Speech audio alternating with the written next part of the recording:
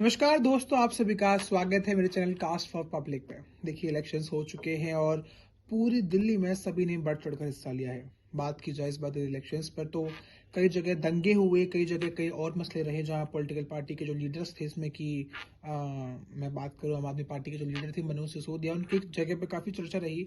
उसको आप देखिएगा, मेरी वीडियो में आपको दिखाऊंगा कुछ।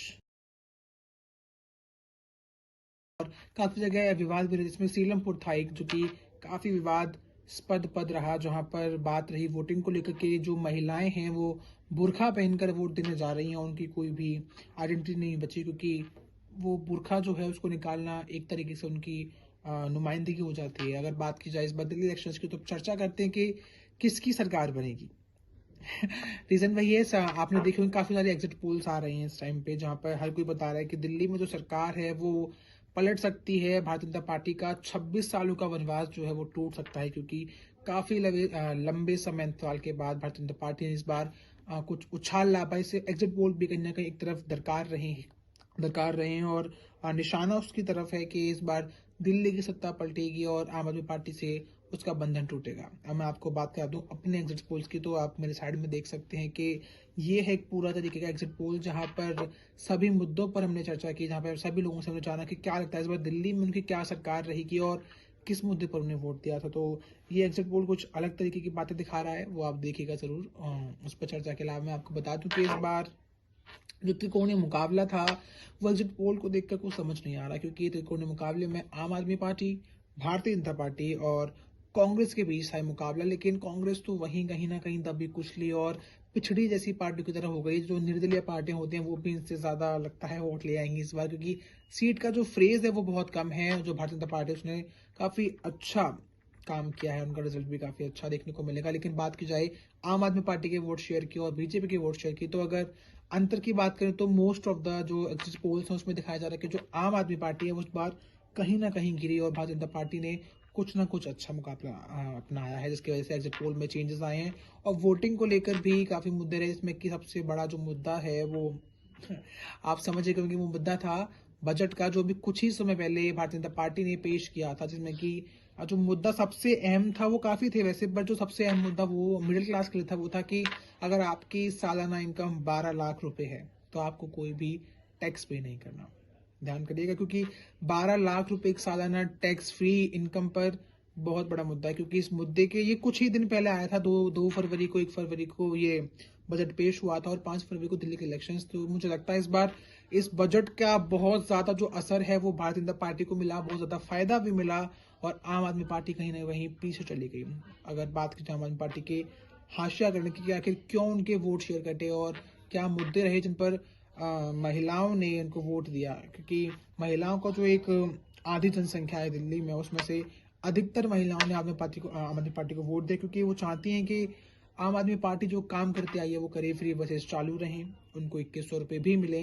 पंजाब की बात हम छोड़ देंगे, क्योंकि पंजाब का मुकदमा अलग है, दिल्ली की बातचीत अलग है। उसके साथ साथ भारतीय जनता पार्टी ने भी 2500 रुपये का वादा किया था, लेकिन जो देश की दिल्ली की महिलाएं हैं उनका विश्वास केजरीवाल पर है।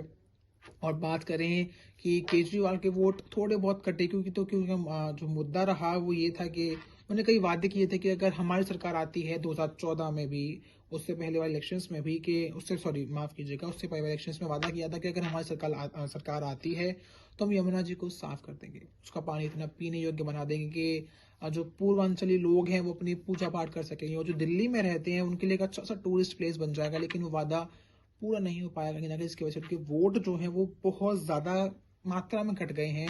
और एक मुद्दा और था कि बीच में उन्होंने एक बयान दे दिया था कि जो पूर्वांचली लोग हैं वो 500 रुपए का वो टिकट लेकर आते हैं बस का, ट्रेन का, और दिल्ली में कम से कम 5 लाख रुपए का फीस आज करके चले जाते हैं। तो इसकी वजह से जो पूर्वांचली लोग हैं, भारत के बिहारी क्षेत्र, जो बिहार है, उत्तर प्रदेश है, वहां के लोग भड़क गए।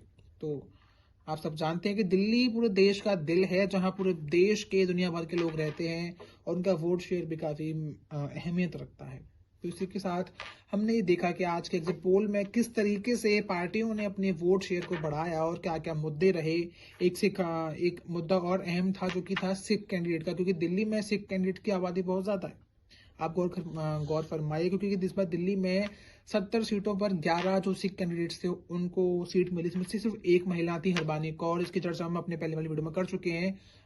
वो सिर्फ एक सिख महिला थी जिन्होंने जनकपुरी सीट से इलेक्शन लड़ा है, और बाकी सिख समुदाय बहुत है, क्योंकि दिल्ली में 5% जो वोट शेयर है वो सिख समुदाय का। इस वजह से सभी पार्टियों ने अपने सिख कैंडिडेट्स को उन स्थानों पर जगह दी जहां से वो लड़कर जीत सके। तो बस ये थे आज की चर्चा। बात होगी आपसे अगली बार जब पता चलेगा कि सीएम कौन बना है, दिल्ली का दूल्हा कौन है, क्योंकि आम आदमी पार्टी बयान लगा थी कि जो भारतीय जनता पार्टी है उनका जो दूल्हा है वो नजर नहीं आ रहा, क्योंकि पार्टी वो ही लड़ रही है, बारात तैयार हो चुकी है पर दूल्हा ही नहीं है।